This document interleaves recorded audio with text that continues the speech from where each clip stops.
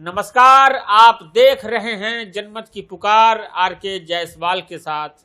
मैं अभी मौजूद हूं कोहाट वार्ड में और हमारे साथ मौजूद हैं कांग्रेस के बहुत बड़े नेता संजय बगरिया साहब। बगरिया साहब, सबसे पहले तो दीपावली की बहुत बहुत बधाई आपको। जायसवाल जी, आपको भी बहुत बहुत बधाई और आपके माध्यम से पूरे क्षेत्रवासियों को कांग्रेस पार्टी प्रदेश की ओर से, मेरे और मेरे परिवार की ओर से हार्दिक शुभकामनाएं। आपके लिए आने वाली दीपावली मंगलमय हो, यही मेरी कामना है। किस तरीके से सेलिब्रेट कर रहे हैं इस दिवाली को? देखिए, दिवाली सेलिब्रेट क्योंकि हमारा हिंदुओं का सबसे बड़ा त्यौहार है, लेकिन और ये अवसर भी शायद नहीं है, परंतु इतनी महंगाई है। मेरी बहुत लोगों से व्यक्तिगत रूप से बात हुई, महंगाई इतनी हो चुकी है। आप मिठाई की दुकान पे जाएं, आप गिफ्ट आइटम की दुकान पे जाएं, चलिए ये तो एक परंपरा हो गई, लेकिन भगवान को प्रसाद लगाने के लिए भी अगर खील बताशे तक इतने महंगे हो गए हैं, एक आम आदमी के लिए त्यौहार मनाना बड़ा कठिन हो गया। और सबसे बड़ी बात यह है कि हमारे जो सत्ताधारी दल है वो कहते हैं कहाँ है महंगाई, वो ये कहते हैं रुपया नहीं गिर रहा, डॉलर बढ़ रहा है। मतलब एक बड़े असंवेदनशील स्टेटमेंट देते हैं। और हम एक भारत जो है, गरीब लोग उसमें बहुत तादाद में हैं और सभी लोग त्यौहार मनाते हैं। सरकारों को ध्यान देना चाहिए। सरकार एक ही तरफ चल रही है, ठीक है, उनको वोट मिल रहे हैं तो वो कहते हैं हम सही हैं, परंतु महंगाई कमर तोड़ महंगाई है। एक छोटी सी बात मैं बताता हूँ, हालांकि ये एक मजाक भी हो सकता है और ये एक मजाक नहीं है, हकीकत है। प्रसाद के लिए ये माना जाता है कि लक्ष्मी जी को प्रसन्न करने के लिए हम वैश्य समाज, तो वैसे भी लक्ष्मी जी हमारी कुलदेवी हैं। 2 अनार लेने जाओ तो 200 रुपये से कम अनार नहीं आते हैं। तो गरीब आदमी तो सोच भी नहीं सकता। तो क्या होगा, 1 रुपया 2 रुपया 10 रुपया बढ़ता था तो इतना हाहाकार मचता था। आज कहाँ महंगाई हो गई है।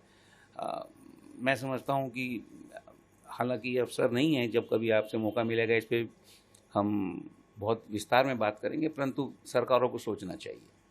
बगरिया साहब, कांग्रेस को एक नया अध्यक्ष मिला है, खड़गे साहब, कितना असर होगा? पार्टी उन्नति करेगी? देखिए, कांग्रेस में जहाँ तक लोकतांत्रिक तरीके से हमको नए अध्यक्ष मिले हैं उसकी हमें बड़ी खुशी है। और खड़गे साहब ठीक है, अध्यक्ष पहली दफ़ा बने, लेकिन एक लंबा उनका जो है राजनीतिक सफ़र है। 45 साल से वो राजनीति में हैं और जिस क्षेत्र से वो लड़ते हैं लगातार वहाँ की जनता ने उनको समर्थन दिया है। और हम उम्मीद करते हैं कि कांग्रेस जो है धीरे धीरे अपना जो खोई हुई ज़मीन है उसको पा रही है। हमारे बड़े नेता हैं श्री राहुल गांधी जी, वो भी पदयात्रा पे आपने देखा है 3500 किलोमीटर की पदयात्रा पे जा रहे हैं, जिसका बहुत अच्छा हमको समर्थन मिल रहा है। और भी बहुत सारे बदलाव हम धीरे धीरे प्रयास करेंगे कि आज के आधुनिक युग में जो शायद जो दूसरे राजनीतिक दल पैंतरेबाजी कर रहे हैं वो तो हम नहीं कर पाएंगे, लेकिन हम पारदर्शिता के साथ कार्य करने का प्रयास करेंगे। और निश्चित रूप से खड़गे जी जो आए हैं उनका जो एक लंबा अनुभव है वो हमारे को सहायक होगा इस काम के लिए। सामने नगर निगम चुनाव है, आम आदमी पार्टी भी सड़कों पे है, भारतीय जनता पार्टी भी पूरी तैयारी में है। कांग्रेस कुछ दिख नहीं रहा कोहाट वार्ड में। नहीं, कोहाट वार्ड की अगर स्पेसिफिक बात करें तो मैंने भी अभी ज़रूर दिवाली पे जो टिकटार्थी हैं उनके पोस्टर तो देखे हैं। पिछली दफ़ा जब चुनाव टल गए थे तो जो क्षेत्र की बेटी, बहू और भाई और पिताजी और सब बन के आए थे वो सब गायब हो गए थे। तो ये लोग तो सिर्फ चुनाव के लिए आते हैं। और कांग्रेस का ऐसा नहीं है कि कांग्रेस पहले भी अपना जो कार्य कर रही थी वो कर रही है। निश्चित रूप से कार्य कांग्रेस का जो है थोड़ा सा जो एक जन समर्थन है वो कम हुआ है, ये सभी को पता है, इसमें छुपाने की कोई बात नहीं है। हम प्रयासरत हैं। जहाँ तक कोहाट की बात है, अभी चुनावों की तिथि जैसे ही होगी, पिछली दफ़ा भी आपने देखा हो तो बहुत लोगों ने, जो कि लोग कहते थे कांग्रेस ख़त्म हो गई है और ये हो गई है, लेकिन अगर आप देखें तो बहुत लोगों ने आवेदन किया था। एक एक सीट से लगभग 4-4, 5-5 लोगों ने आवेदन किया था। तो ऐसा नहीं है। ठीक है, सड़कों पे हम नहीं हैं, हम विज्ञापन जीवी नहीं हैं, हम कार्य में विश्वास रखते हैं, ये कह सकते हैं।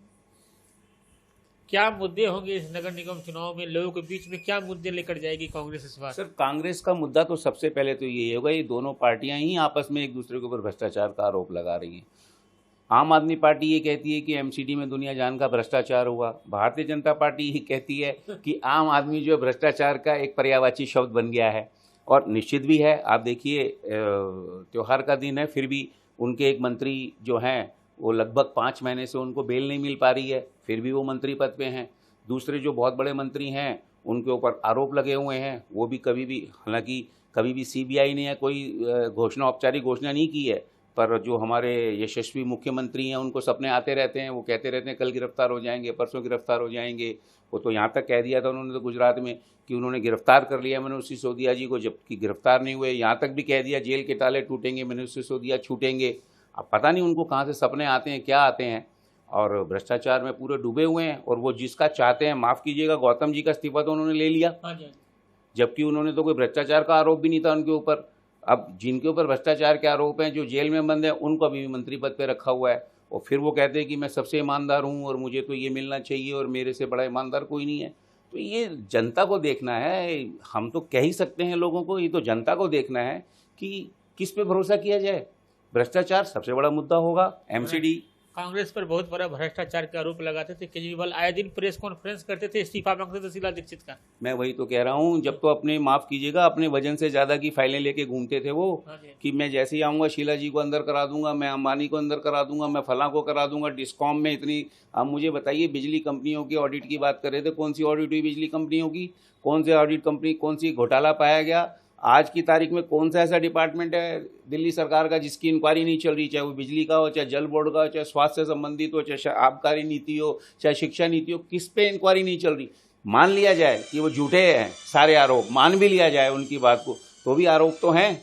जब तक आरोप हैं, जब तक आप भी तो आरोपी हैं ना, तो आप सिद्ध कर पा रहे कि ये आरोप गलत हैं। अगर वो नहीं सिद्ध कर पा रहे, और हिंदुस्तान का जो जुडिशरी सिस्टम है, आप भी समझते हैं कि बड़ा एक लंबा लेंथी सिस्टम है, और आरोप हैं तो आरोप हैं। जब तो आरोप, अब मुझे माफ़ कीजिएगा, जो पूर्व कानून मंत्री थे उनसे तुरंत इस्तीफा ले लिया था। क्यों ले लिया था उनसे तुरंत इस्तीफा? क्या उनके ऊपर आरोप साबित हुए थे? उनसे तो तुरंत इस्तीफा ले लिया। अभी गौतम जी से इस्तीफा ले लिया। इन दोनों से इस्तीफा क्यों नहीं लेते हैं? नहीं लेंगे। क्यों नहीं लेंगे? क्योंकि भ्रष्टाचार में लिप्त हैं, क्योंकि इसमें कहीं ना कहीं मुख्यमंत्री जी का भी कहीं ना कहीं वो पाया जा रहा है, इसलिए नहीं इस्तीफा लेंगे। तो ये इस प्रकार की नीति, कौन से स्कूल बना दिए इन्होंने? 500 स्कूल बनाऊंगा, एक स्कूल की बिल्डिंग नहीं बनी, एक नई यूनिवर्सिटी नहीं बनी, एक वो नहीं बना, कोई पुल नहीं बना, कोई नया उनका वो नहीं। तो ये सिर्फ और सिर्फ लोगों को धोखा दे रहे हैं। जहाँ तक मुफ्त बिजली का वादा किया था, वो भी अब ऑप्शनल हो गई। आगे जाके क्या होगा, मिलेंगी नहीं मिलेंगी ये भी नहीं पता, वो भी ख़त्म कर दी। आपने कोविड के टाइम में मोहल्ला समितियों का हाल, मोहल्ला क्लिनिकों का हाल देख लिया? एक भी मोहल्ला क्लिनिक में एक भी ऑक्सीजन की व्यवस्था हो तो मुझे आप बता दीजिए। इनका वर्ल्ड क्लास मोहल्ला क्लिनिक है। स्कूलों में हमारा वर्ल्ड क्लास है जी। अरे स्कूल वर्ल्ड क्लास है तो कौन से एमपी का, मिनिस्टर का लड़का बच्चा उसमें पढ़ता है? ये तो बता दो। इंग्लैंड पढ़ रहा है किसी का अमेरिका पढ़ रहा है, किसी का कनाडा पढ़ रहा है। स्वास्थ्य की जहाँ तक बात है, हमारा विश्व का मॉडल है। जब इनके मुख्यमंत्री के जो ये स्वास्थ्य मंत्री थे सत्येंद्र जैन जी, जब वो कोरोना में बीमार हुए तो कौन से हॉस्पिटल में गए थे? मैक्स हॉस्पिटल में। वो सरकारी अस्पताल है। इनके एक जो दिल्ली से सांसद हैं राज्यसभा के, उनकी धर्मपत्नी बीमार हुई थी तो कहाँ गई थी वो? वेदांता में। तो कौन सा यार, ये सब झूठ बोलते हैं, सिर्फ विज्ञापन करते हैं। भ्रमित किया गया है। कांग्रेस के ऊपर एक भी भ्रष्टाचार का आरोप नहीं हुआ, सिर्फ शोर मचा मचा के वही शेर आया वाली बात है, और लोगों को भ्रमित कर दिया गया।